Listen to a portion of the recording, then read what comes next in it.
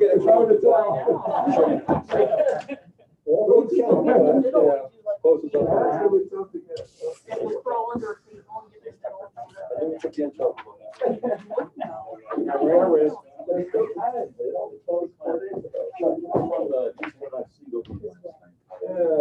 don't know. We can see each other better than we just have. For our new building. Round table with a camera in the middle that just tracks voices. I don't think it's gonna be quite like that. Well, the camera could be right up there. The camera up there? Speaker could, There's the camera up there. yeah, but we would normally look. I don't know, doesn't make any difference, I guess. I was thinking they couldn't see Greg. We have to see Greg. Is bad.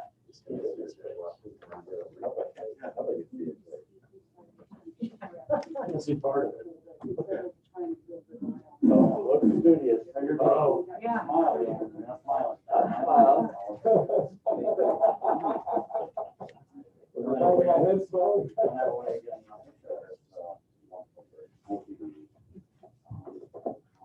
Yeah, that tone will look great on radio. Hold them up to the mic. That's great. I certainly have a face for He it. holds it up to the mic. That's right. You guys, I know it's all, but check out this thing. Okay, great.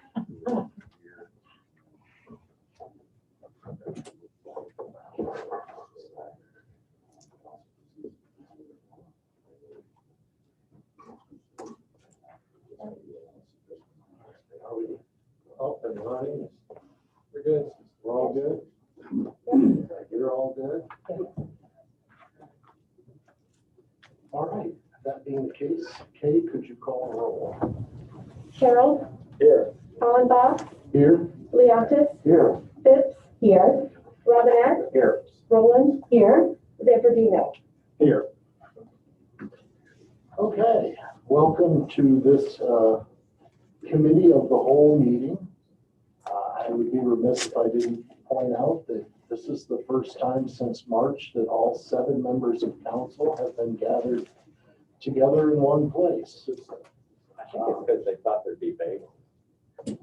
There should be bagels, but COVID.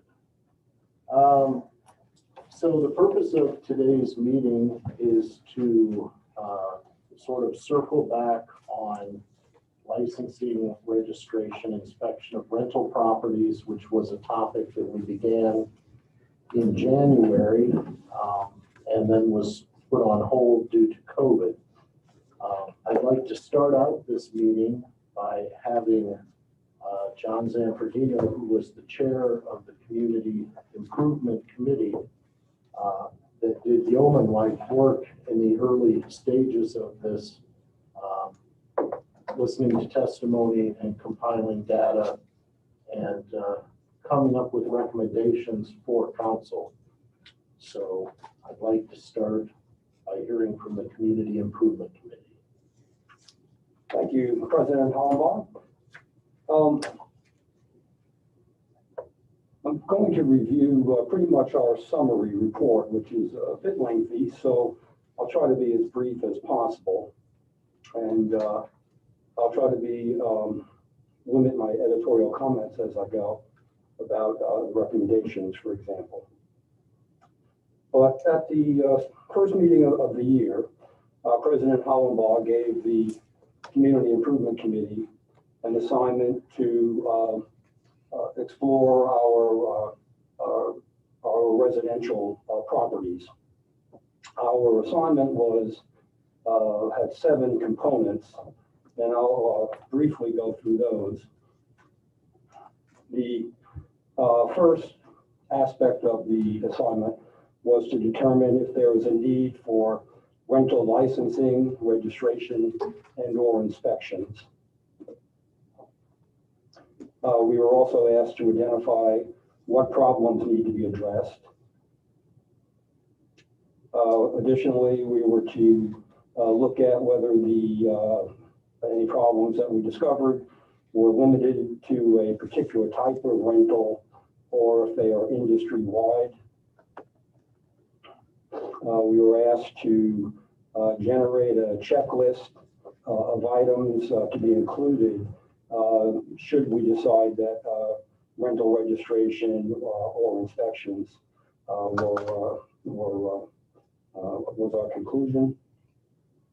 We were asked to be mindful of the costs involved to the city in terms of both staff time and taxpayers' dollars as we proceeded.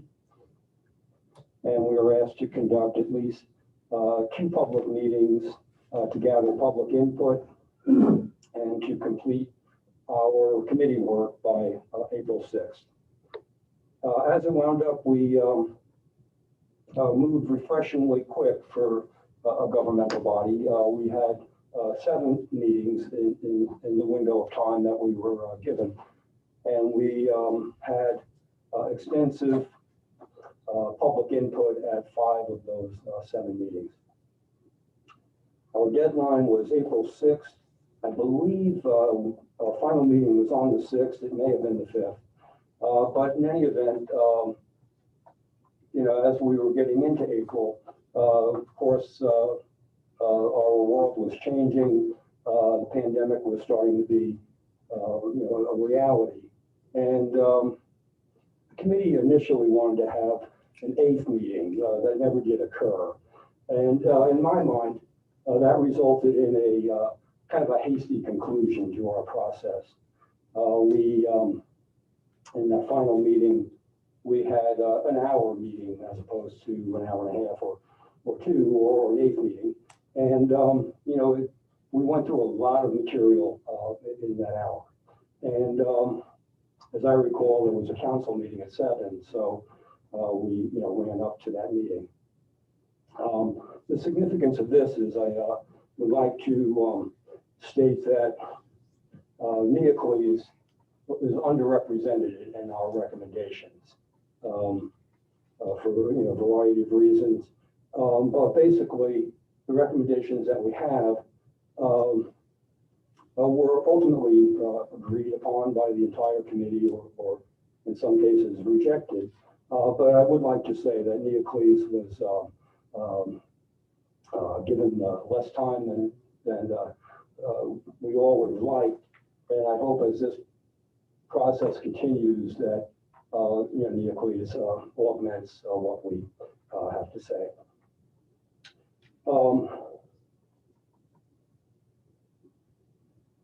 I have a few comments I'd like to make before I go into the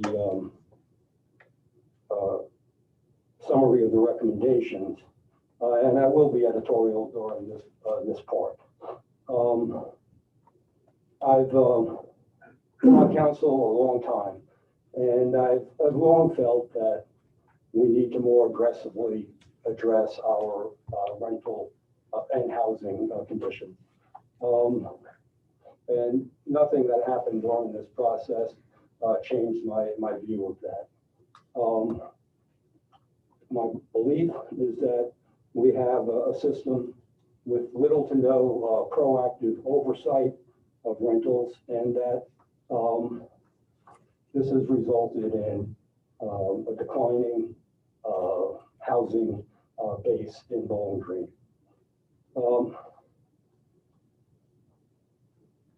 As we learned during the process, and again prior to the process, there are many examples in Ohio of towns that do have varying degrees of registration, licensing, and inspection. And again, we have none of those in place. We have basically an unregulated rental situation. The consequence of that to me is if something is unregulated, it's clearly going to be more deteriorated than something that has greater oversight. So what we have, in my opinion, is basically a system that's based on pretty exclusively on complaints, again, as opposed to inspections or even registration. And as we heard during the committee meetings and as logic would dictate, there are a lot of factors that limit complaints in such a system. In my mind, tenants may be afraid to bring up issues for fear of retaliation, and we heard some of that during our committee work. I also think it's significant that a really large percentage of our renters are transitory students. And, I believe that that also greatly diminishes the possibility of complaints being raised. I hate to be ageist, but I also think the age of our renters is again low compared to cities without a college, and that this also probably results in not a full use of the opportunity to issue complaints.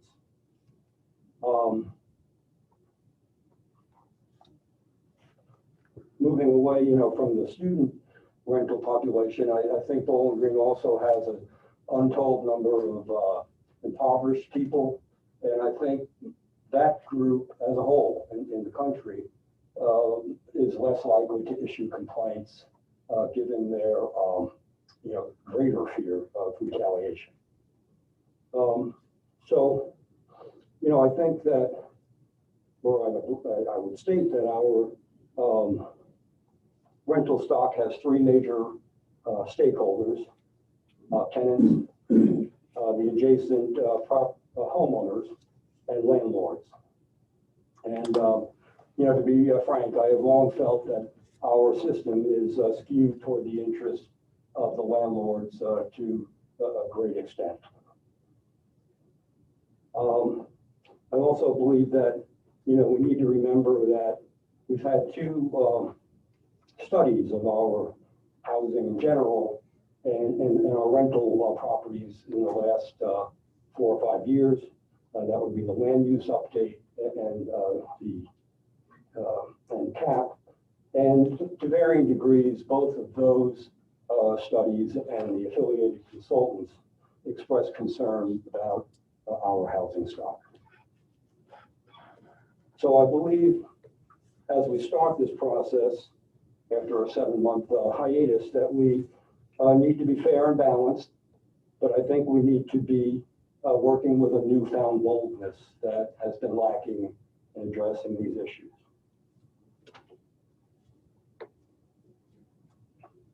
Thank you for hearing me out. And at this point, I'll just go to the report.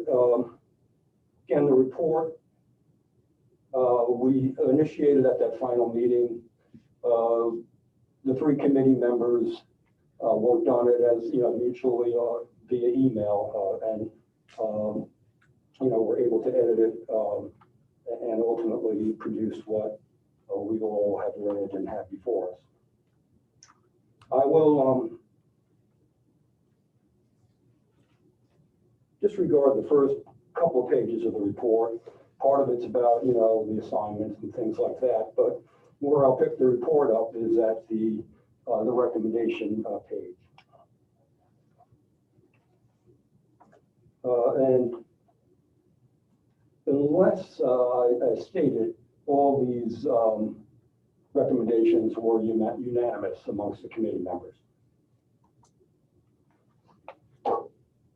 The first recommendation that we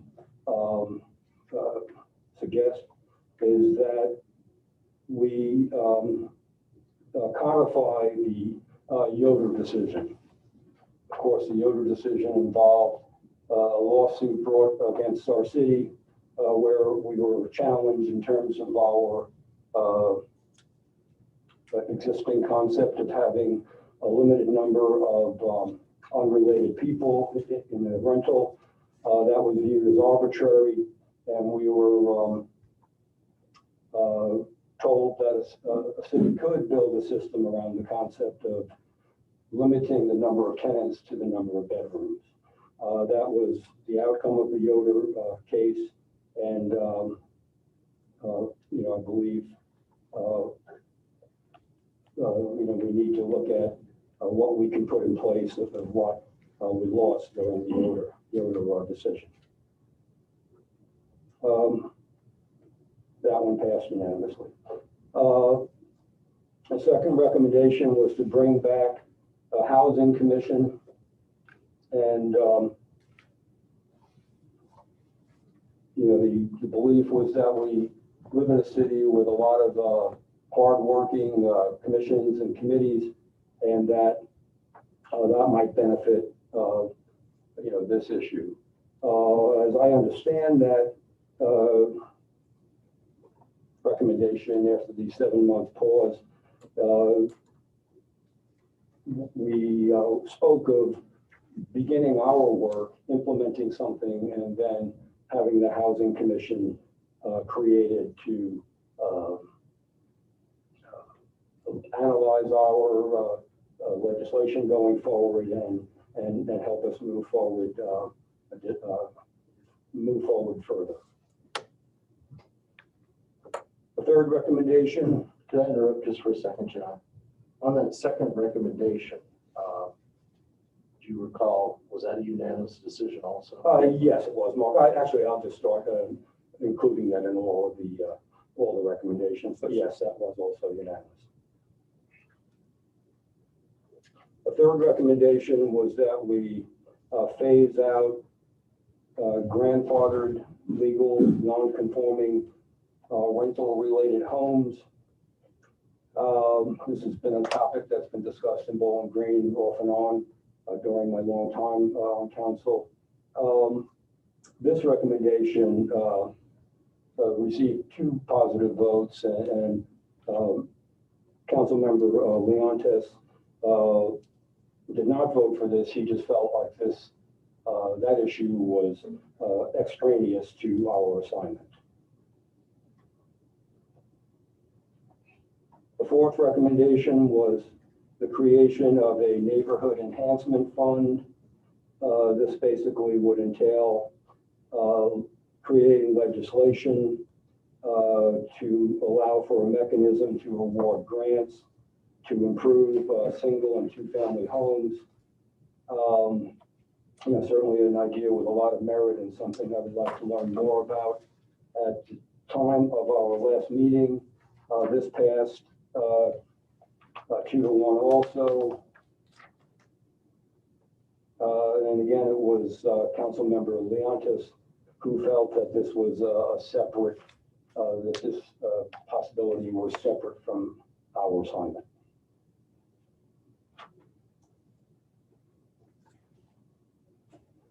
The fifth recommendation was that we institute rental registration. And keep in mind that, rental registration, licensing, and certainly inspections are all a related concept, but registration looked at as a separate entity was unanimously approved by the committee.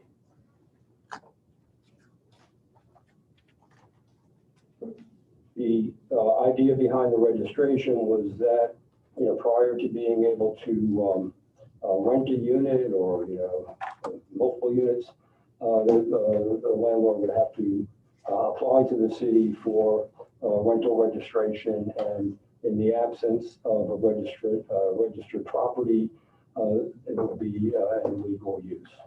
Can I make a technical comment on that?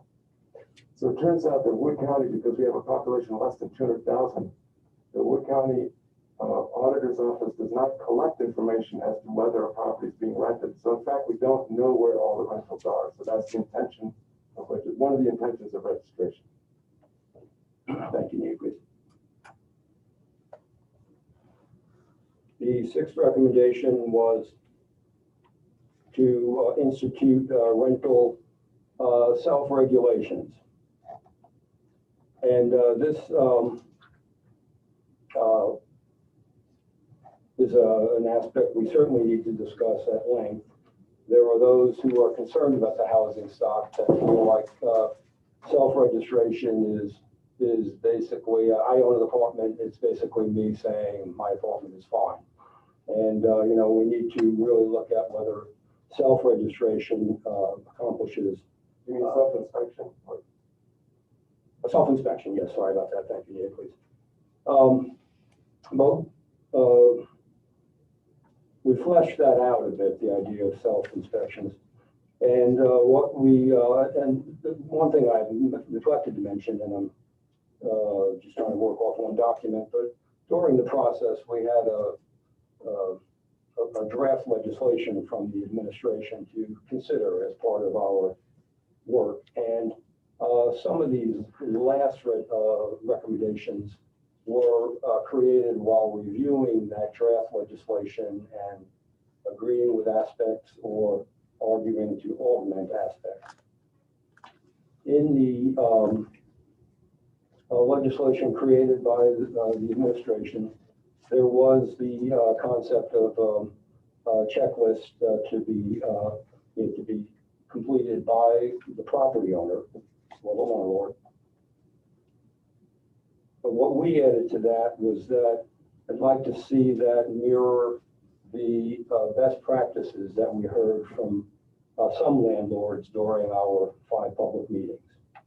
And what those landlords do is they create their own checklist, but then they require or expect or encourage tenants to look at the checklist before they rent their place and see if they agree.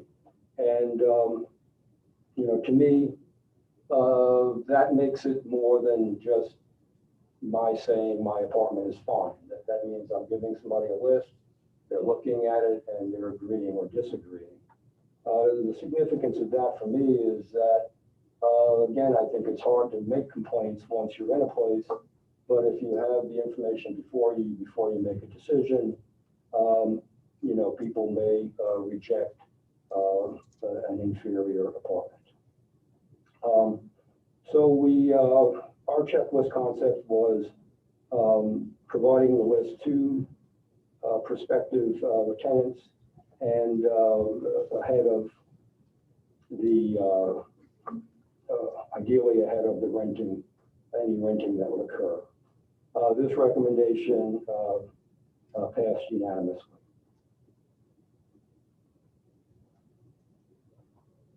We do have a landlord-tenant publication at this time, and we recognize that as a valuable piece of information for tenants. What we did go on to say in the recommendation, in the report, was that if we do create a system where there is self-generated checklist, we would like that in that publication that prospective tenants be made aware through the publication of that opportunity for them to make a more informed decision by looking at the checklist. The checklist that we envisioned was spoke of both exterior and interior conditions. And I believe we diverged from the, well, I shouldn't say that, but I know we were certainly unanimous in feeling that the checklist should be signed by at least one of the incoming tenant cohort. This helps ensure that it gets into the tenant's hands, and it kind of indicates that there was some concurrence of the conditions described on the checklist. This idea that at least one tenant signed, and we just suggested one tenant because it may be one person looking at the apartment as opposed to their 2, 3, or 4 co-tenants. So we felt like one tenant was a reasonable expectation. That also passed unanimously. We added that with each cohort, the process should be repeated, that the incoming cohort should receive the checklist, and again, at least one tenant should sign that they are aware of the stated conditions of what they're about to rent. This also passed unanimously.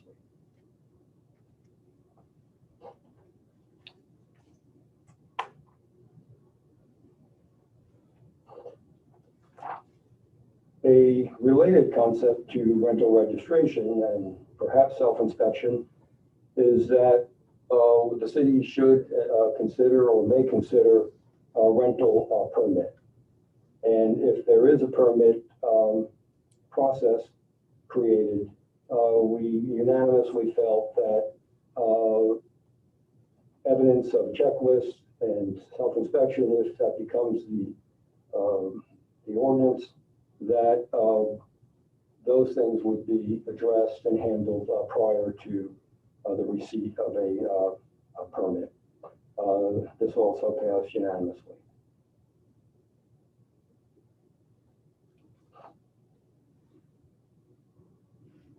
In the next recommendation, we started looking at the scope of the legislation from the original assignment. And,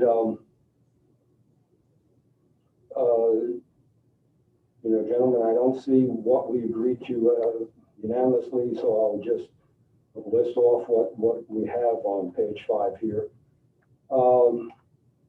We, in our recommendations, and certainly my recommendation, and I believe all of these are unanimous, but yeah, correct me if I'm wrong, gentlemen, but we felt that any program we create should include any and all converted houses that are now being used as rentals.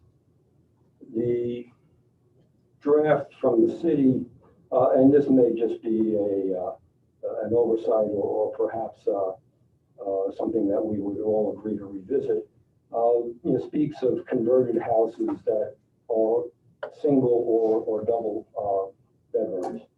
We all know that many converted houses in Bowling Green are 3, 4, unknown number of bedrooms really. And that, we argue that any program we create should certainly involve all the converted houses. In my mind, it's the converted houses that are the detriment to our neighborhoods.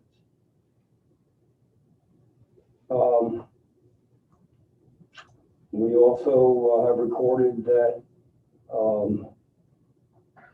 any registration inspection program that we adopt should not exclude multi-unit complexes. Basically we added that we need to keep this open and not go forward with an assumption we exclude the bigger complexes. I believe we diverged from the city's draft here in that we felt it was essential that anything that we create also include the mobile homes and trailers that exist in our town. That are rented. That are rented, yes. Again, in keeping with the Yoder decision, and due to the true lack of ability of knowing how many bedrooms there are in an apartment in town, we felt that any self-generated checklist should include the number of bedrooms that are in a given apartment.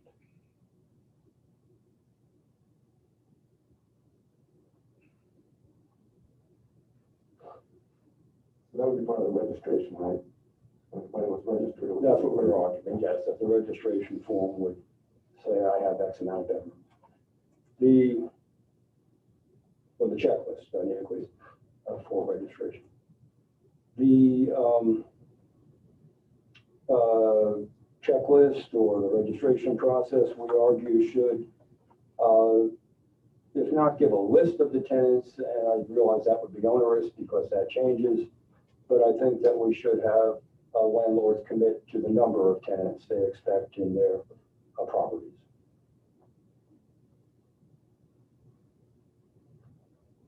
We also, as a final piece of the scope, recommended that, and I believe this is a legal requirement, but we will know as we go forward, that each bedroom have a window. The next item, and probably our most, our I biggest I think that window thing is part of the fire code in the case. Okay, thank you, Nicholas. Yeah, and it's been 7 months since I've reviewed all this stuff, but, thank you.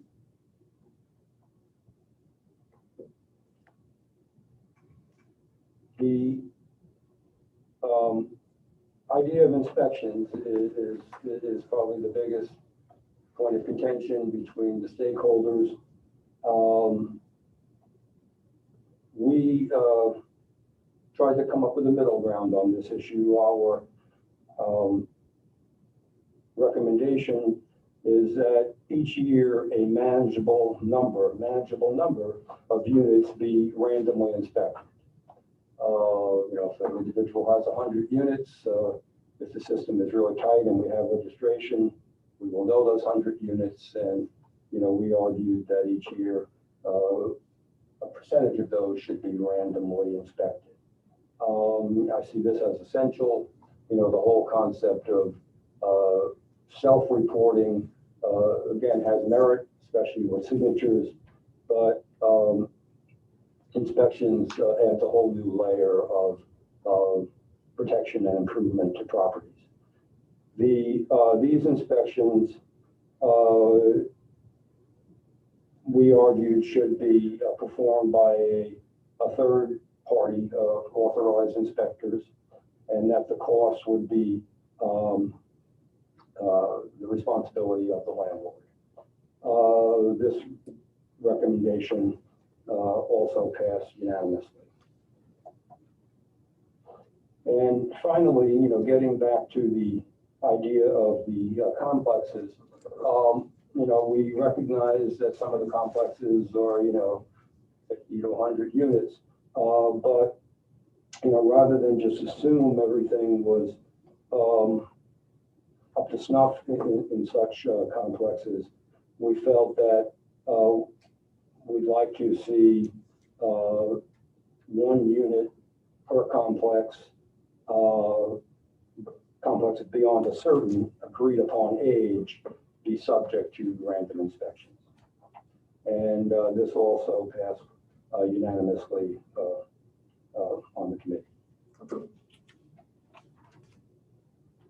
Thank you, Mr. President. Those are our recommendations. Mr. Harrell. I think that John gave a very comprehensive review of the recommendations of the committee. Again, I would strongly suggest that one point that I would disagree with John is I happen to think that a 5-page summary is pretty short. And for those of you that feel cheated that it was only 5 pages, Neocles has more than made up for that with his very comprehensive binder of background materials. So you can have the short or the long or both. I would strongly recommend that if people have not read the only 5-page summary, that be done. Make sure you have the most current version, which is dated April 6th. In terms of the review of the work, again, John did a fine job, and I have really nothing to add to it at this point, although I'm eager to get on to the initial steps. Neocles, as a member of that committee, is there any additions or corrections you would like to make to what Mr. Zampino said? You know, I would just like to thank Bill for mentioning the binder. The binder was a summary. Make sure you speak into your microphone. I think I'm okay. I'm trying to look at this and speak at the same time, which is going to be tough. So I took upon myself on behalf of the committee to collect all the information we obtained. So written testimony of different people who spoke. Those who provided the written testimony is provided pretty much in the first tab. There is, the first tab is the charge from the president. as John mentioned. Second tab is the written testimony and some reports. There were, we had some community groups that took upon themselves to do some studies. They contacted other cities, over 60 other cities, to see what was done. And so we have those reports, summaries in that tab. We have a tab here with a summary of the state law, because the state law provides duties to tenants and also duties to landlords. And of course, there are then, it's up to local jurisdictions to make sure that these things are enforced. I just want to emphasize that the city and the county spends a lot of money helping enforce things when the landlords want them. For instance, when tenants are not paying their rent or destroying property, there is a procedure for eviction, and that is funded by the state. And it's carried out by our sheriffs and police. So when the landlords need something, the city is stepping up and doing it. But on the other side, the enforcement of the duties of the landlords to provide habitable, as John was saying, safe. There's a whole bunch of things. It's in there. It's one of the third or fourth tabs is what the duties of landlords and tenants are both there are. And the point is that also falls on the local jurisdictions. And that's the part we're not doing. We're not helping adequately. We're helping in some ways, but it's not adequate. That the legal duties of the landlords are also carried out. And that's really what this is about. So I just want to point that out. Okay, some other things. We found some studies that document how these programs, of course, they're going to benefit the tenants and make it possible for them to get repairs. And we've heard a lot of complaints about that people would request repairs and it was hard for them to get them. And the other component of this, and John alluded to this, I just want to emphasize it, is that this is also about maintaining the stock, the quality of our rental stock. And that's definitely a community improvement concern. And the studies, I didn't print those out for everybody because they were lengthy, but I gave you links. One was from the University of Texas in Austin. Another was from an organization called Change Life Solutions. So I know they're lengthy, but you learn a lot by reading those. Some of you have, I know that. I also wanted to say we had a lot of meetings, and some of the best documentation of what went on in those meetings, because I forget, was provided by our press. And I want to thank our press. I would like to thank, of course, BG Independent News and also the Sentinel. They provide excellent coverage, and I tried to print out, it's in the last tab, all the news reports on the meetings we had. So that provides a good documentation. This is really a community effort. I want to thank the news media for that. Okay, so that's the comments I have. Okay. During the course of the meeting, it's come to my attention that not everyone has a updated version of the report. I sent it out October 6th, I believe. Could you send it out? I resent it October 6th. Okay. Could you send it like November 8th? Yes, thank you. Okay, thank you. Okay. Make sure you include the administration on that too. So could I, what was the date of the most recent report? April 6th. Okay, I do have it. So. Excellent. Okay. It was a little hard. Naturally. Okay, so I guess a little bit on my thinking in scheduling this meeting. What I had hoped to come out of this meeting was some sort of action that we could take now, even though we're operating in a very limited environment. And as I read through the report, and as I listened to John here, it seems to me that if we are in agreement that there is some sort of action that needs to be taken, it seems to me that the logical first step is to institute a rental registry. And so I would like to have some discussion at this time as to whether or not people feel that some sort of initial action needs to be taken And if so, is the creation of a rental registry the logical first step for us to take? So that being said, President, I want to commend you for taking the approach of implementing this in phases. The committee itself had actually discussed multifaceted, multi-phase approach.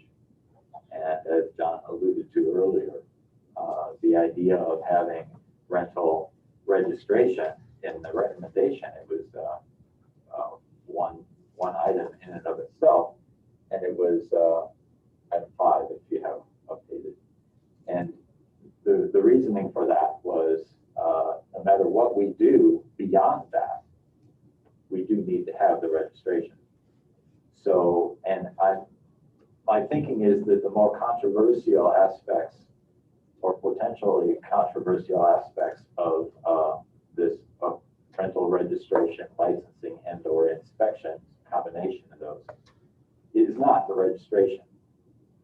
And there is some background work that needs to be done, has been started with respect to how would the mechanics of it, what would need to be included in the registration, how it would be collected, and the basic structure and infrastructure to the registration. I think that's enough for now for us to get the ball rolling. If there is a disagreement on what the licensing and or inspection looks like, that can be done when we have a healthier environment to get the ample citizen input that we would need. So for me, it looks that what would be prudent would be to go forward with setting up the structure that would be needed for the registration. That will take a few months in and of itself, and it's needed for anything else that may come down the pipe.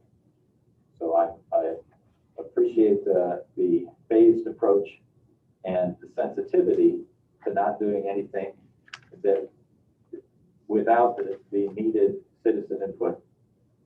And so I would just suggest that we go forward with requesting that the administration put together their best way, and they've, like I said, they've already started best way of having the licensing for or the registration portion.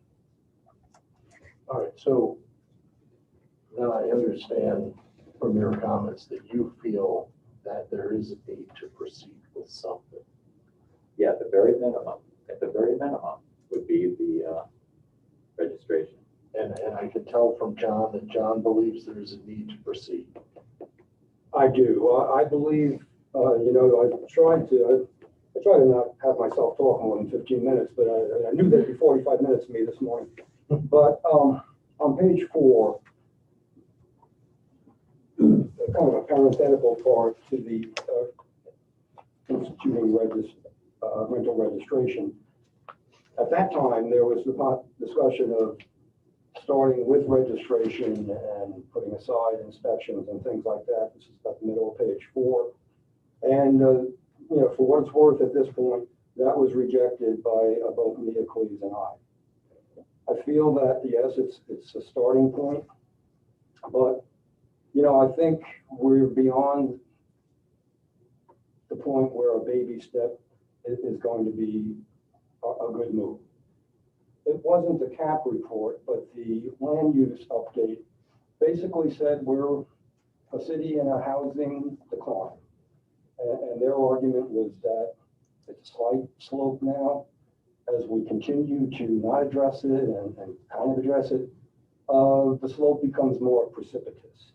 And, so I think, my first reaction to that is we have to at least include wording in there about inspections and the random number aspect.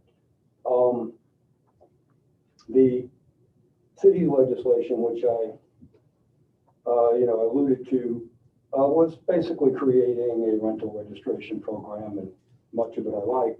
But in that draft, there was verbiage that if there was indication that the rental registrations were falsified, which certainly exists as a possibility, that after X amount of verifications of that falsification, that an inspection would be mandated. So to be honest, in my mind, that was a bolder step than we're currently suggesting. And I think, again, as a person who believes that, I believe the comments of the land use plan, I live on the east side, I think we need to get out of the gates bolder than what we're now saying. Well, I mean, I don't want you to misunderstand what I'm saying. I'm not saying that we simply create a rental registration and that's the end of the story. What I'm saying is that if we decide that we want to create a registry, first of all, it's going to take city employees a number of months to create that system, that it can be done. Then we're going to have to allow landlords probably several more months to register all of their properties. So we're looking at a process that is going to take probably 6 months from beginning to end just to create a registry. I'm not suggesting that a registry be the only action we take. What I'm suggesting is that in the current environment, it allows us to get the ball rolling and set up this database that we're going to need when we make future actions, whether that's in January, February, March, whenever it is that we have an environment where we can more responsibly do our jobs. So I don't want you to think that I'm saying, well, it sounds like a registry is going to solve our problems. That's not what I'm saying. What I'm asking for today is, what is something that we can do to get the ball rolling? Mr. President, I'm asking for clarification. So basically, you're asking for a timetable. You're saying, can we today lay out a timetable where it's going to take into consideration the hardships with the pandemic, both on the landlords and on tenants, that we would say, well, we will aim to get this registration done as the first step, and give that maybe a year. And then we will start the second step with inspections, self-inspections and random inspections, maybe we say the second year, and that could be subject to change depending on how things work out next year. Is that what you're saying, that we should lay out a timetable? Well, I wouldn't say that. Hopefully things will be in a position sooner than a year from now where we can take further the action. second step. Okay, so we can leave that contingent. Right. Okay. And all I'm asking for, I guess, and this is just me, and if you feel I'm out of line by making these suggestions, please let me know. But what I would like to do today, the way I envisioned how we would do things today, since it seems that registration is an integral part of whatever we do going forward, that we set up some conditions, create language to create a registration process. And then we build on that in the future. And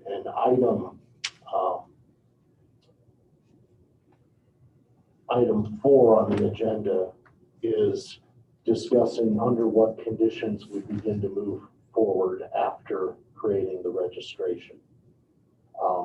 But I definitely don't want to create the illusion that or the suggestion that what I'm saying today is that I think that simply creating a registration of rental properties is going to solve our problems. What I'm saying personally is that I believe the creation of a rental registration is the first step that's required in addressing our problems. I think it's something that we can do now.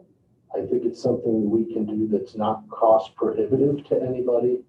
And I believe given the time that would take to complete it, that by getting it started now, we will have it in place when we take further action into next year. That's where I'm coming from. Thank you for the elaboration, Mark. We are certainly in trying times, and I can, at first blush, without seeing it, agree with that as a first step. I would just ask that we request something that has the entire scope that we have on page 5, that any registration ordinance includes, certainly rented out trailers, mobile homes, that, we take into account that aspect of the committee's work. Mr. President? Ms. Rowland. I would like to comment on the fact that we received a letter from Marsh and Marsh, October 6th, 2020, with I would say, a recommended draft of legislation that gives us an example of how to begin, perhaps. They just began by creating an ordinance for the city of Bowling Green that would allow for rental dwelling registration and inspection. I don't think council needs to go into the inspection portion yet, but I would certainly like to see if we're going to create a piece of legislation that it does say registration and inspection. We could do the registration in 21-21, and when that is completed, move on to the inspection in timely fashion. But getting to what John is saying, he doesn't want registration. Well, even Mike Marsh has suggested the title of what we're working on be registration and inspection. Doesn't mean we have to do the inspection details right now. Right. I kind of foresee us coming up with an ordinance that initially includes the registration portion, but that we can add on to over time. And that's what I And think so is you're good about saying. You're saying that the title, even though at this time it does not include inspections or anything like that, that it should be a more inclusive title. Yes, Okay. yes. More assuring title that we're moving forward with inspection. I would agree with what Sandy's saying. Yeah. Okay. Mr. President, could Yeah. you talk just a little bit more about why you want us to move incrementally? Is it concern for a robust public involvement process, or is it not wanting to kind of pile on to community members during this time? Because I think, so could you just talk a little bit more about that? Okay. I guess there are 3 factors. One factor is the sort of handcuffed environment that we're trying to operate in. And when I say that, there are a couple aspects to that. One is the inability to have physical people to attend our meetings in person. Also, we're still facing a budget shortfall. There's been a hiring freeze. We're short an engineer. So we're asking the city to do additional work when they don't necessarily have the resources to do it. So there's that. And then there's unintended consequences. If we were to implement something that involved additional costs to landlords, it's entirely possible that those costs could be spread out among their tenants, which would increase the financial burden on them. So there are a number of reasons. It was my intention when we began this process back in January that we would be completed with it in the summer. It would be done. Sadly, that's not the case. And we're still in an environment with over 100,000 positive cases nationwide the last 3 days. We're in an environment where we can't do business as usual. So all of those things have weighed on my mind since summer with regard to this. And I felt it was important to take this up at this point just to let people know that this is something that we are still working on. And I wanted to get the ball rolling on this and sort of define when we might be taking further action on it. So just to assure everyone that is going to be touched by this process, that it is something that is in the front of the mind of council, and that we're just trying to be deliberate and cautious. So. Okay, thank you. I mean, I agree with all of that. I see, other ways that we can move forward incrementally, such as, and I don't really have strong opinions on any of these, but I mean, we could move forward on the entire piece of legislation and just put an effective date on it that is way in the future, that gives city and community plenty of time to prepare. I think that we could work today to reach consensus on moving forward using the legislation proposed by the administration as our starting point, perhaps even incorporating suggestions that were made by the committee, and asking Mr. Marsh to revise that, and then put that out there for public comment and set another meeting in a couple, weeks, months, whatever is appropriate. So I think that there are other ways to move forward. So just throwing those out there. All right, thank you. President, Mr. Harrell. I always, when Rachel speaks, she doesn't speak that often.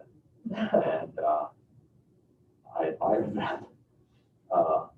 I pay particularly close attention because what she says is really good. In this case, I think that if you take the various factors that we have that we're trying to balance, we put different weight on these different factors. I myself put a great deal of weight on the necessity to have ample public input. And so for me, at this point, because, I was on the committee, and you can probably, when you read through the report, see my stamp on much of this. The committee did an incredible amount of work in a short period of time. And so the committee came up with the registration, licensing, and inspection in that 5-page report. So it's not a question of whether I am interested in only registration, but because of what we're dealing with in terms of, look at the lobby, look at how many citizens are out in the lobby, and of course you can't see the ones that are viewing it online. We're hamstrung. And so for me, when you take the factors that Mark mentioned, I don't think we should do anything that could be perceived as having a high probability of being controversial, because we don't have the luxury. It's not that we don't want to tackle something that's controversial. We've done that, but we want to have the proper environment so that we can benefit from public input. And so that's the crux of my hesitancy to do anything that would be controversial at this time. Not because it's controversial, but because we would have public input. So if we proceed with the registration, there's a bit of details to be worked out. And we could have the administration say, okay, take the registration portion of the recommendations by the committee, and hopefully with the blessing of council as a whole, and start to work on it. And that gives us time to get a necessary foundational step. It says in the report, the registration is the first step. The first step. Do that, and don't go anywhere near something that would, if we went ahead with it without the benefit of public input, it's going to be tough for buy-in from the community. And then also, as Mark mentioned, we don't want to put any kind of a burden on renters and on landlords because of the times that we're in. So this is further proof on why I admire Rachel, because she says things in much shorter time than I do. Mr. President, I'd just like to remind us that we had ample public input during the 5 meetings and during the many emails that were generated during the process. And I don't know that the input's going to be a whole lot different 6 months from now or a year from now. And, you know, I think there may be hundreds of people watching, Bill, we just don't know.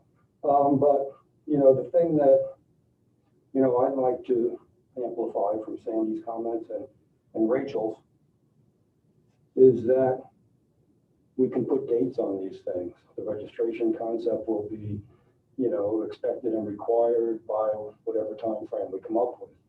The inspection piece with whatever random number we come up with or whatever it looks like can be 2 years out.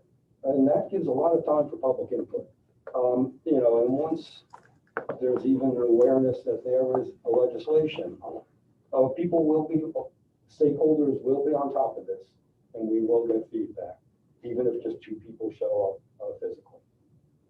It just seems to me, and maybe this is a question for Bill, that the public input we need now is input on a piece of legislation. Like we've collected a lot of general stuff in committee. I mean, do you disagree with that? I mean, what kind of public input would you? Actually, Rachel, the point I was about to make is that the public input that we received, and there was ample public input, we really sought the input out, was conceptual. And we took that into account to put this together. The next phase of public input, as you just mentioned, is on specifics. So in general, conceptual, we've got plenty of that. It's a different kind of public input on the specifics. And so, yes, you're absolutely right. We need that public input. So if we were to put something specific together, but not have the ideal way of gathering the public input, then we're in trouble. Yeah. So that's very correct. We don't have enough public input. We have enough for our recommendations, to be sure, but we don't have enough on the specific legislation, whether to go that route.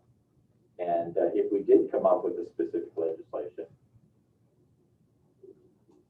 before we pass it, we need to get the public input. So what you may be saying is put the specific legislation together, don't introduce it, but put something together and just get it out there.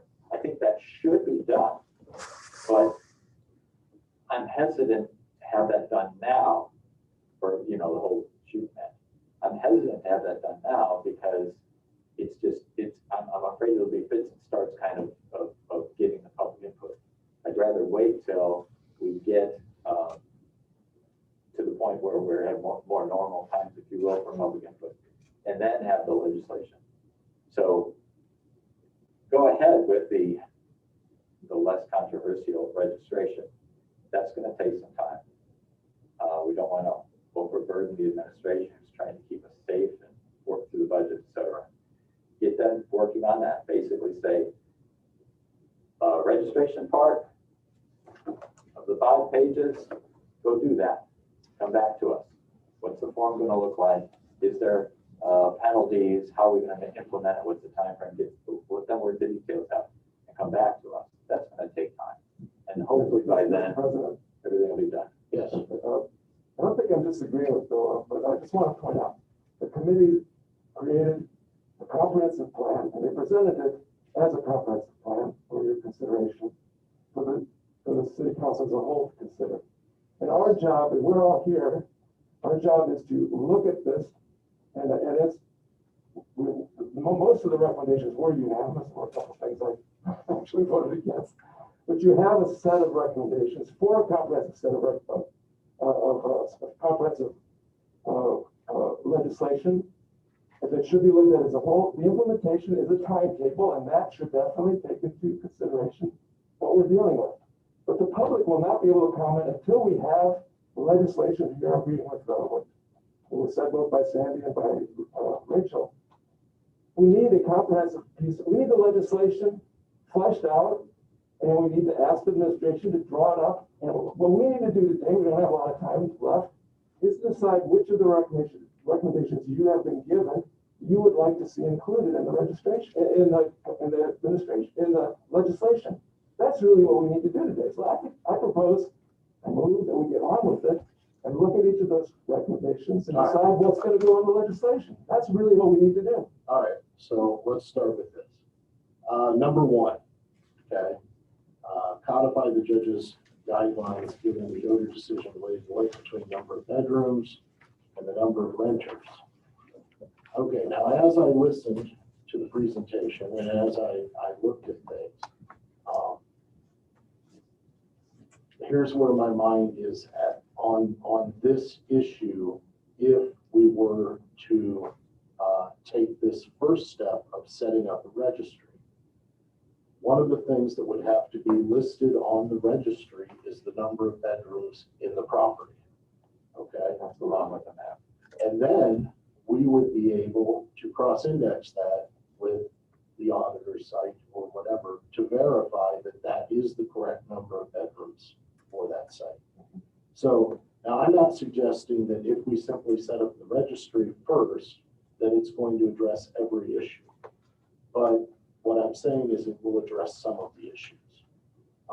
And I believe that that is one of the things that would be addressed in this initial step. Number two, when there was talk of bringing back the Housing Commission, it was suggested that that is something that would be done after we were completed with the process, sort of as a review of how things are going. Is that? Yeah, also, there's also the possibility in creating the licensing and inspection that there's no appeal, well, it's not articulated, it may be implied about an appeal process. There's a possibility, for example, that the Housing Commission could be filling that role as well. So it would be like any other commission that we have where it has its focus on housing and rental. And it would be like Bicycle Safety Commission, let's say. But it may also end up, as a result of the final legislation, it may also have a role to play with respect to that. I just don't know. Mr. Robin. Good morning. It seems like you're starting to walk down this list of specific recommendations. I was anticipating you were going to take Neocles' advice and vote on them, but I'd like to take a step back since you brought up number one and confirm with the city. It is my memory and recollection that the guidelines provided by the judge in the Yoder decision were going to be incorporated into our overall zoning code update that we moved on months ago. So this is really not even an issue. We addressed this as far back as when I was still on the planning committee. So, okay, Lori's shaking her head up and down in the affirmative. So we opted, rather than take a separate step of redrafting the code, to wrap it into the update that's happening right now anyway. So all of the judge's guidelines are going to be incorporated into the update that's happening right now. So it's really not an issue for this group. There's one issue, Greg, and that's we don't know where all the rental properties are, because they are not actually all in the. But that has no bearing on the legislation that our code. That's not a code issue. Right, for item number one, but incorporated the Yoder decision. That's irrelevant. That has been and is being incorporated. My point is that is happening right now. That's all I'm offering. So that's done. It's completed, and we'll see that when we get the final update from our consultant. You brought up number two, Mark, and I was only I was concerned that the way John characterized his view of that and saying that, we need some kind of commission to analyze legislation. Well, I fundamentally and wholeheartedly disagree with that assessment. If that's the intent of a commission, I cannot support that. This legislative body does not need a non-elected body to analyze legislation. That's ridiculous. I hope you misspoke, John, but I cannot and will not support anything that resembles that. I'd also like to add, now I've been listening for some time this morning, that there seems to be a great deal of talk and excitement about the tremendous amount of public input and future public input.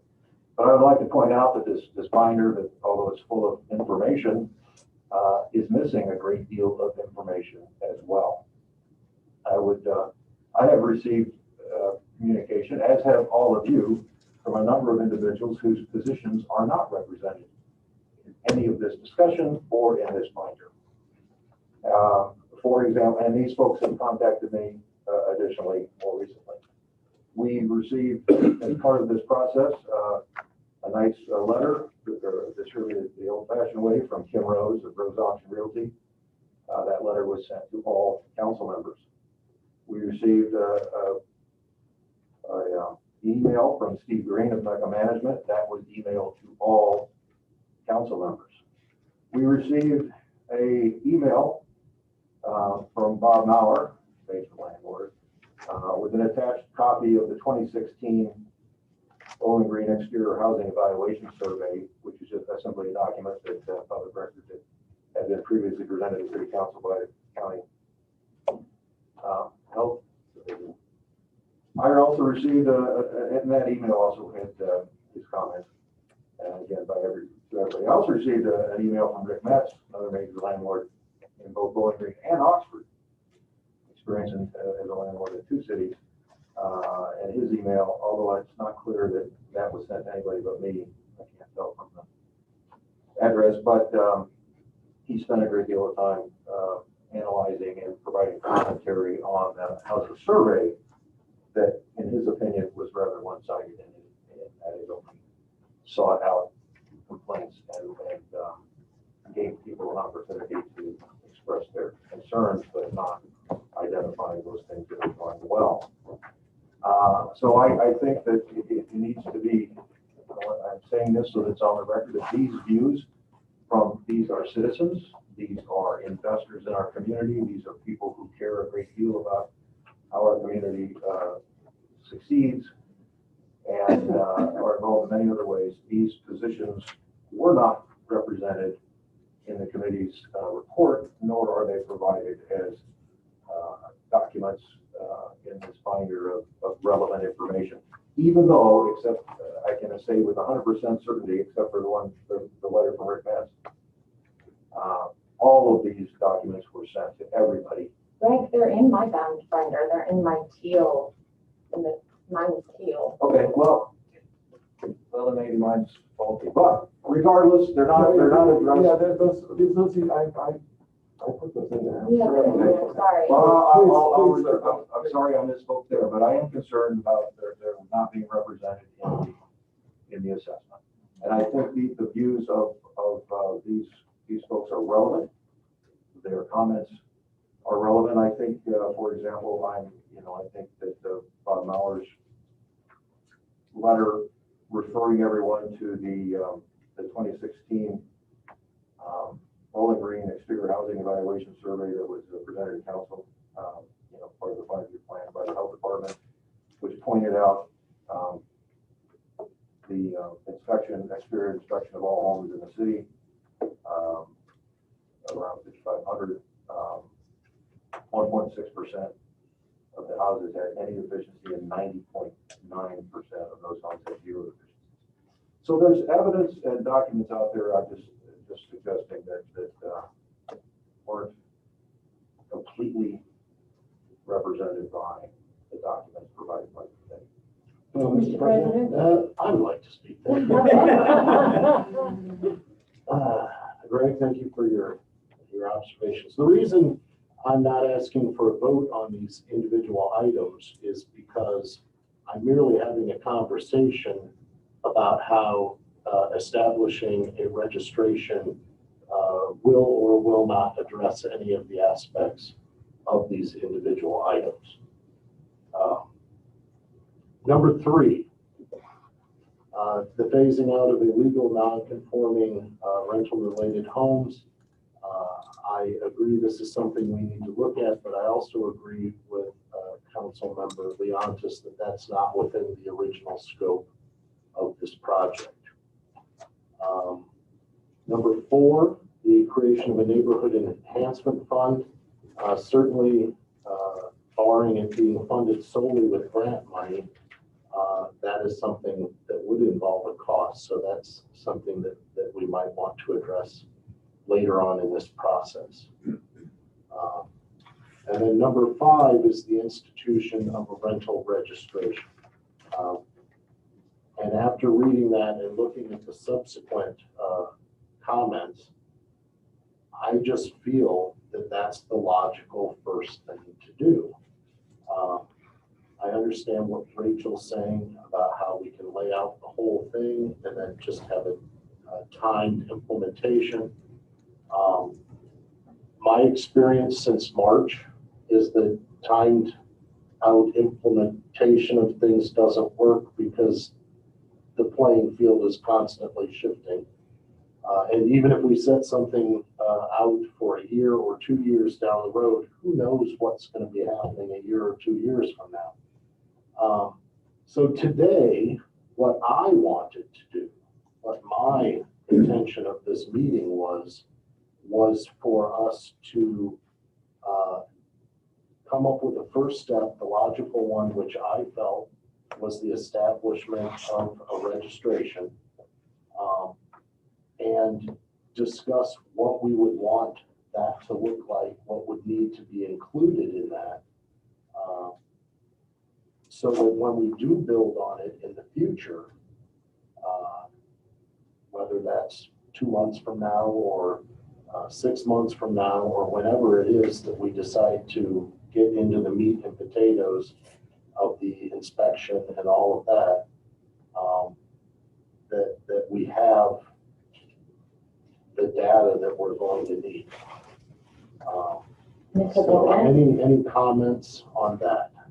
Just to be clear, you are proposing that property owner just bare bones submitting, location of the rental, their name, agent, perhaps number of bedrooms, but nothing, they're not certifying any sort of inspection that they did. Is that where you're headed? Right. Okay. We just want to establish the database. Okay. And that is, so I don't know the answer to this, but you think that is less work for city and maybe even property owners than just giving that, just so taking it piecemeal. So we're going to establish a database and then that's not creating more work later than if we turn toward something that's more robust, including a self-inspection scheme. I don't understand where there's a disconnect. I'm not saying there's a disconnect, but I'm just wondering for this, if we're worried about city time and we task them now with coming up with a rental registration database, if it wouldn't be better to just do it all. I mean, is it less work to just give it to them in 3-4 months, all of it together as a total? I don't know. I'm just asking the question.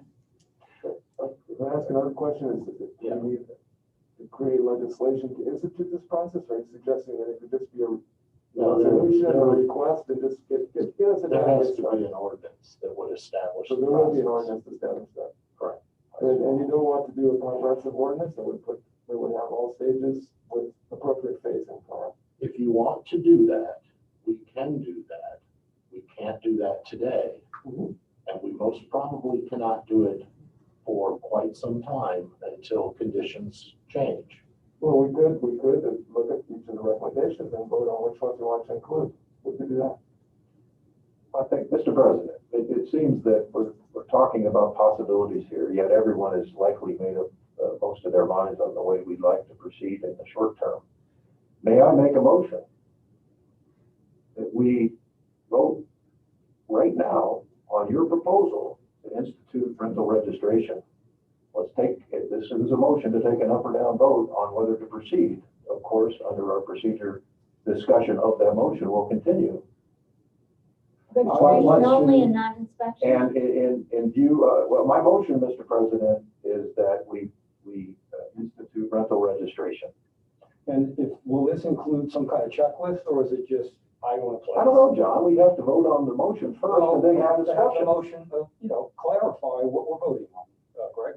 Well, I'm trying to move forward with Mr. President's recommendation. Our procedure requires that if there's a second, we vote, we can have discussion and decide what that looks like. Or we can vote it down. I'm suggesting that rather than continue this discussion in a lot of different directions, we focus it on a motion. And my motion is in support of Mark's recommendation to institute rental registration. Let's hash it out. May I request, Greg? I have something I've jotted down here. Please let me know if it's in the spirit of what you just said. The motion would be to direct the administration to provide details related to rental registration using the relevant portion of the committee's recommendation as a blueprint and report back to council. No? I'm sorry, say that again. Sure. Direct the administration to proceed with details related to rental registration using the relevant portion of the committee's recommendation as a blueprint and report back to council. In other words, what I would see as an end result is the administration puts together their best report, legislation, whatever, for just rental registration in adherence to what the rental registration portion of the committee, and come back to council. For example, we don't know what, and I don't think it's something that we would necessarily come up with today, all the specifics in terms of how it would be housed. And Rachel's point is, if you're designing an information system, it's best to have an idea of how it would grow so that you can have the architecture properly put together. So that would be part of the administration. What we collect would be details the administration would take into account. Again, within the framework of the recommendation, meaning we would have number of bedrooms and a map, and then come back to us with what they have come up with. In other words, we take the 30,000 foot level. This is what we like. The administration works on the details, comes back to us, and we have something set to go forward with. Mr. President, I think this has already been done. Yeah, I would refer you to your books, to a email from Mayor Osbacher, March 2020, where he asked Mike Marsh to put something together. And Mike responded in a draft October 20th, 2020, putting his ideas together as to what it would look like. That's been done. If we're repeating something, it's already taken place. Well, then it'll take the administration a short period of time to do it. The point is that we had some information from the administration when we met as a committee. We went through that material and we changed some of the material because we didn't agree with it. Yeah. So the point is that given direction from, and we didn't proceed with legislation in the report. We didn't see it as our charge to get to the point of producing legislation as a committee. It was to report back to council, and then once council met on it, then there would be a consensus on what legislation to put together. Well, that's been done. You've done your report. All right. Bill, may I make a suggestion here? For lack of a second, my motion dies, or I can withdraw it. I'll withdraw it formally. If you make a motion such as you suggested, Bill, I second it. Mr. President. No, wait, before you make a motion. Okay. All right. It seems like some people are talking past each other. It seems that there's some distrust.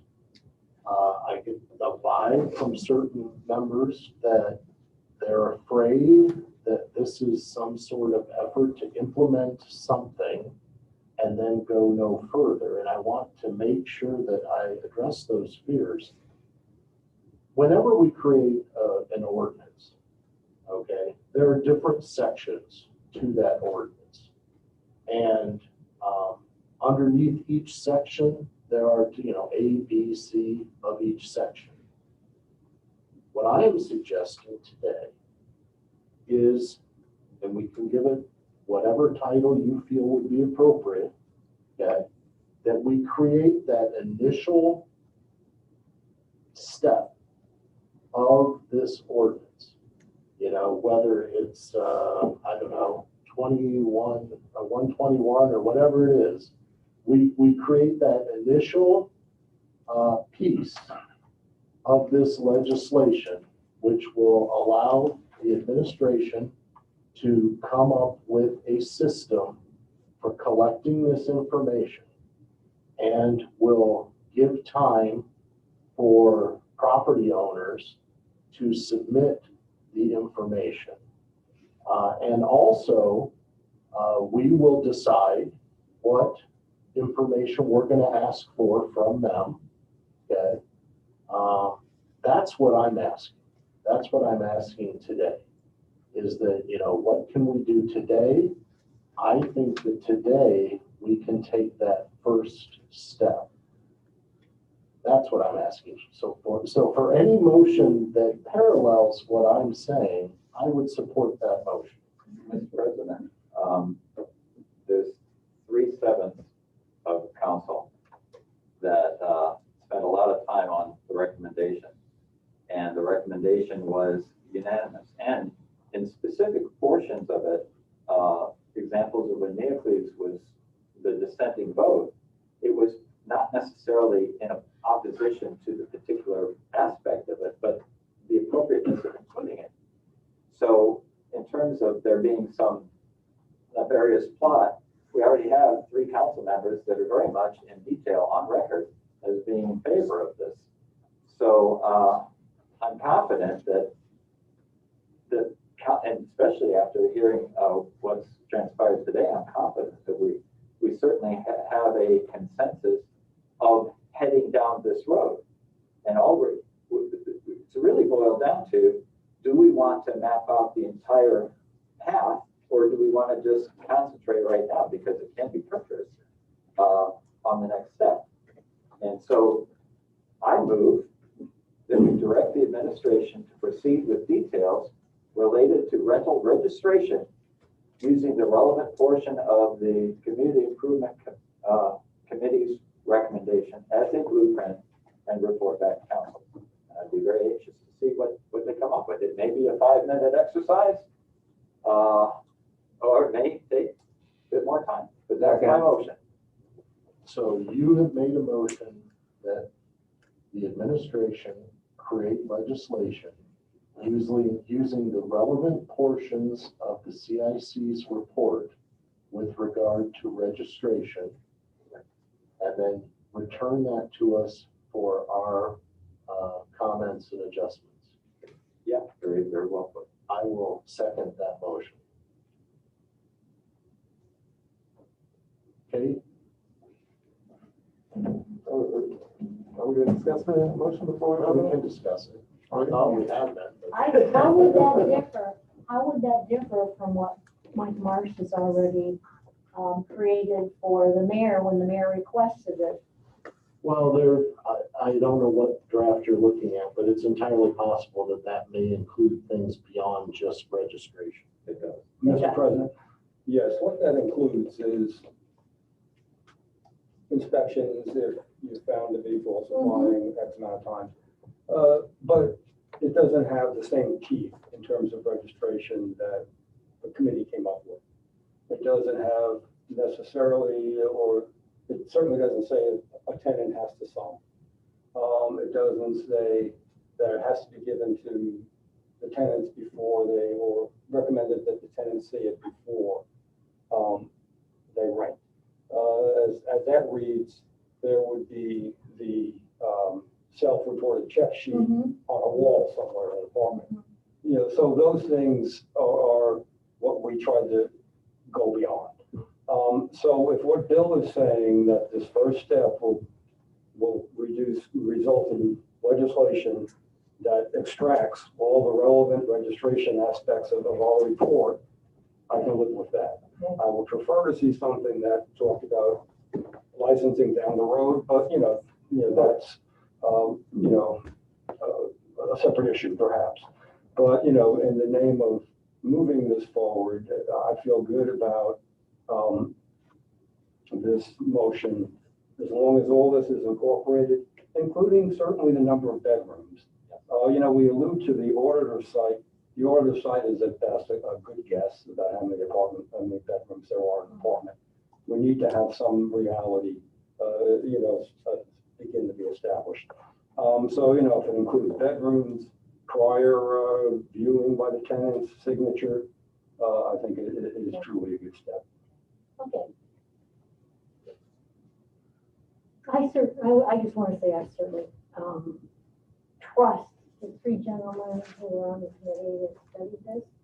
I know two of you live on the east side, and I know that Bill, your son John lived on the east side, and that your son John went to many meetings where we discussed rental registration, and I think you're speaking for him.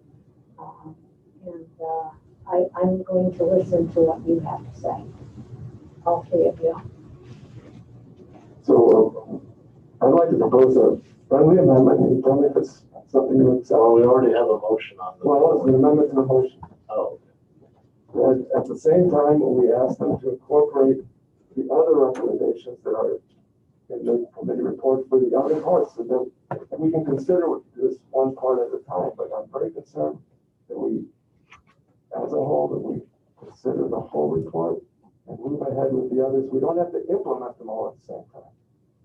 Mr. President, I made the motion. I don't consider that a friendly amendment by using the parliamentary definition of friendly. Obviously, includes this very friendly.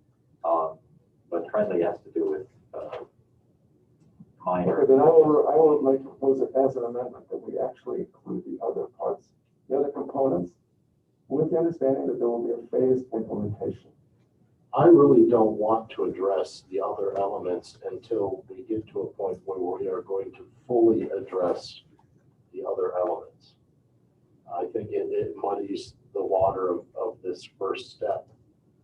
And if we're going to do that, then we should just not even talk about setting up the registry first. And we should just wait until such time as we can discuss it as a whole. Okay, then I will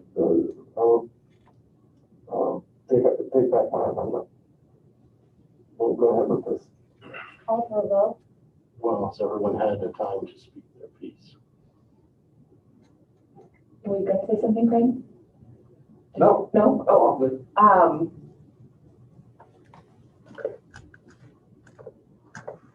I've spoken my piece. You are succinct, Rachel. Okay. All right, Kay, could you call the roll? Hollenbach, Yes. Leontis, Yes. Phipps, Yes. Robinette, No. Roland, Yes. Zanfordino, Yes. Harold. Okay. Well, the motion passes. So, Mr. President, isn't there an opportunity when we task Mr. Marsh with working on this registration piece to also separate? I mean, I agree with Nancy. I mean, I think that there's no reason not to move forward in parallel here. Like, let's look at the inspection piece as proposed by the administration, incorporate the recommendations that the committee made into that. So we have a working draft. I don't understand why we wait on coming up with a working draft at this time, especially when it's all front of mind. I mean, it took me a while to get back up to speed today. Like, I'm back up to speed. Like, let's keep moving in parallel on the inspection piece. We certainly can keep working on that. Mm-hmm. But I really do want to start getting the ball rolling on a process that I think is going to take 6 months. And the longer we delay starting it, You it's mean, never you mean the implementation, putting, not the legislation, but the implementation. right, Yeah, we can do the legislation next week. right. There's nothing that says we can't address other aspects of this, you know, in a month, 2 months. But this is going to be a very time-consuming component. Establishing a system for collecting the information, storing the information, people providing the information. I can't imagine it taking less than 6 months, and the longer we wait to start, it's never going to take less than that time. So, If I could make a comment, it's very telling that on October 20th, we were given a piece of legislation that included registration and it included a particular approach to inspection. Now, it did not include all of the recommendations from what I understand, but I have not read it in detail. So my concern is that to task them with doing the registration without them having any sense that there will be an inspection process. Also, they're not going to know how to do this first part, at least the technical aspects of it. So I think we need to move ahead also with the second part. And again, separating the implementation time frame from, so I would like to make a motion. We have one motion to do the registration, but I would like to make a motion that we take what's already proposed by administration and add the recommendations which were unanimous from the committee on the inspection part and have a second piece of legislation for that part. And then they can be considered at the same time, or they can be considered, you can decide what we'll consider them. At least we should ask the administration to incorporate the committee recommendations on the inspection part. That's my motion.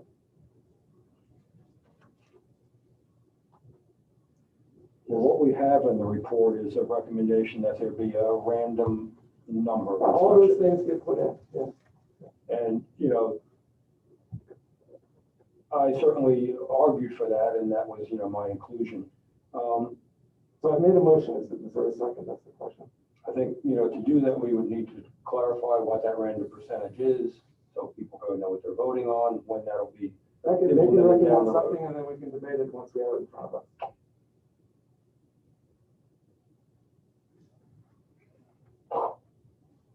John, I went through, your committee report next to Mr. Marsh's proposed legislation, and I see, you're right, the random inspection piece is not in there. The multi-unit housing is addressed differently, and the trailer mobile home rental issue is not in the proposed legislation. I mean, I think those three pieces we need to discuss, but I think that's doable today to give direction to Mr. Marsh to work on. But I'll leave that to you guys. I mean, I don't, in reviewing the committee report, I didn't see anything else that would need to be changed to get that first draft up to speed with what the committee said. Do you, Bill, do you disagree? My disagreement isn't with what you said. My disagreement is with the course of action taken. And I'm trying to stay away from something that could blow up when we don't have the structure in place to get citizen input. So that's my aversion. Like I said before, all three of us agreed with this document. So my point is, I don't want to go anywhere near that at this point because A, we don't have to, because we've got something to move the ball forward, and B, we just simply are not in a place because of COVID to be able to address the onslaught that we may get by even starting that at this point. We have the luxury of being sensitive to the times and putting it off of it. And I want to, on a related note, mention that there's two ways to look at least two ways to look at what's happening today. One way is to say, oh my gosh, we're trying to slow the process down and put off recommendations. That's one way to look at it. I can understand that. Another way is Mark could have just simply kept this all on the back burner. And so the way I'm looking at it is we're actually speeding it up. Because Mark could have just said, all right, we don't have the environment to be able to address this. But he's saying, you know what? Let's speed it up a bit and let's get at least this part that's needed for anything else to do, get that part going so that when we are in a position to address the more robust issues, we can do it. So I commend Mark for speeding it up. And Bill, my question is, if we only do this first part and we don't provide a recommendation on the second part, will the first part be done? Will they have enough guidance on how they're going to do the first part? That's my concern. That's why I made the second motion, and we should move ahead with the second part. Well, I And think I'd like to know if there's a second, otherwise, what's the motion dies? I'll get to that in a bit, but I do think this Bill's original motion and what just passed will give the administration an opportunity to think through that, because all we've asked them to do is craft an ordinance. And so if it really is going to be, more burdensome, et cetera, hopefully they'll tell us that and we can revisit it. I'm going to push back a little bit on Bill, and maybe I'm being super naive, but I don't think the legislation as proposed by the administration is going to be super objectionable. I mean, you're not just I mean, it's a self-inspection scheme, right? We're not hiring a bunch of inspectors at the city level to go out and inspect every property annually. And even with the additional random inspection fees, This is done by many other cities, by the way. if we inspect, 3% of properties, I mean, it's just, we're not hiring a bunch of people. We're basically asking the property owners to put in writing what they're doing anyway. I mean, we have property owners that characterize this as a best practice. So I just am thinking through this, having zero opinion on what, I definitely want to see happen here. I mean, it just seems like we need a piece of legislation for the public to react to. And I don't see a reason that needs to wait. But so I actually would probably, if we think that the motion as proposed by Neocles, we all understand it, then I would probably, the way I understand it, I would second that. I mean, I think if we ask Mr. Marsh to take the draft he already put together, incorporate those 2 or 3 points from the committee that allows us to get a working draft of legislation out for public comment, that makes sense to me and doesn't, so I'll leave it there. So Is that what your proposal was? That's it, yeah. So what I'm hearing is that the committee's possible consensus is that for all of our work, we're happy with what Mr. Marsh put together with a few corrections. Is that what I'm A few hearing? expansions, I would say, make it apply mobile homes to include, the things that were listed, yes. 3 topics that you've already listed. yeah, or it would address multifamily housing differently. It would include rental mobile homes, and then it would incorporate a random inspection piece. And I also did the same thing Rachel did. I compared the two, and they are very, very, very close. I mean, I just think it's a good starting point for us. Will allow more property owners to actually look. I mean, I think that it has to be disconcerting, a little scary to look at what is possible in this area, but with an actual piece of legislation that just talks in terms of a self-inspection scheme with a random inspection backstop, I don't think that that's terrifying or burdensome for the average property owner, but I could be wrong. Are you the average I know, property owner? yeah, I don't own any property besides my house on Clark Street, but, And also, we can postpone when that starts. That can start in 9 months. That's all that's part of what we're asking for the legislation. And I want to add, Mr. President, that during the course of the hearings, many of the landlords said, well, we're already doing this. We're already doing this. So I don't see an upset because they continually repeated that this is being done. So, And that would be the checklist part, not the third-party inspection. right, Of course. yes, the checklist part. And, We you know- and we want the third-party random inspection added. If there's an inspection Yes. aspect, sure. And, you know, I think it diverges quite a bit from what Mr. Marsh proposed in that it requires signatures. I don't think it said the number of bedrooms, but, you know, those are fine details. And certainly want the legislation we create to incorporate the committee's thoughts. You know, I hear what Neocles and Rachel are saying. I think if this is proposed far enough out, you know, it could be incremental. You know, the registration is the bottom line, the first step, and then inspections will be, we could even state it that it will be at a certain point in the future, pandemic, you know, permitting. We don't know what a multi-year experience this will be. So, you know, I think I appreciate Rachel saying if you put up the totality, that gives landlords a chance to know the entire possible direction. So is there a second? Second. Okay, it's been properly moved and seconded. Here's my concern.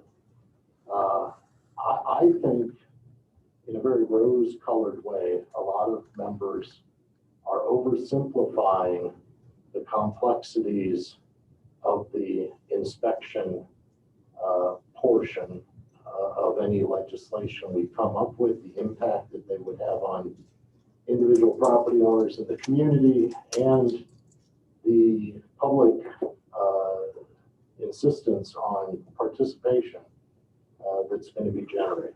So that's all I have to say about that. I think it's going to be much more complicated. I think that it's something that would better be done in a more open environment. But that's my comment. To be clear, Mark, I'm not proposing, and I don't think Neocles is either, that this second piece of legislation that the motion is on, that be brought in front of council anytime soon. Just that we keep moving on it, that we have a draft that we can reach consensus on, that we're going to work from whenever we turn back to this. To get to We need a draft. to gather public input on. So then what you're suggesting is that Mr. Marsh create a working document for us. And maybe we issue a press, I mean, I just think there's other ways to get public input than having the public here with us on a Monday night. I mean, I think that we could put it up on the website, and this is the draft that we're gonna work from when we turn back to this. Right now, we're putting a registry into place if that's the route we decide to go. I just wanted to keep us moving. I just assumed we would continue working on this, but you want something, Well, you want something in an ordinance that commits us to continue to work on this. when I came today, and so maybe I just need to get over this. When I came today, I thought we would reach consensus on the draft presented by the administration, as that's what we were gonna go forward with, put out in the public, Did keep you talking not about. read your agenda? Well, you said an initial step of implementation. I thought that would be talking about the piece of legislation we received from the administration, but I can back off that. It just seemed to make sense to me. Mr. President. Mr. Robinette. I think that this motion procedurally from a legislative process, makes a great deal of sense. However, I also must be cognizant of 100% of the input I've received from citizens are unanimous in their thought on this particular issue. And on this motion, I will not, I will vote in the negative. I also move to call the question. I was just gonna say, I feel like there's a box labeled belongs to Pandora, and there's people walking up to that box with the intent of opening it, and I'm in the back going, don't open that. My question was called. Yes, it was. Okay. Leontis, Yes. Phipps, Yes. Robinette, No. Roland, Yes, Zanfordino, Yes. Harold, No. Hollenbach, No. 3 to 4. Yes. I can count. Just in case you lost track. Okay, so my understanding then is that the ordinance as it's put together will also include all of the elements I of. think it's the second piece of legislation we were talking about. Okay. First one is for the rental registration. This motion was for the second piece of legislation On the inspection. on the inspection portion, Okay, Not the licensing, not the inspection. the inspection portion. okay. So those are two things that we'll have coming up before council then. Anything else? I move to adjourn. Second. All right. We moved and seconded, all in favor? Uh, Opposed? You're adjourned.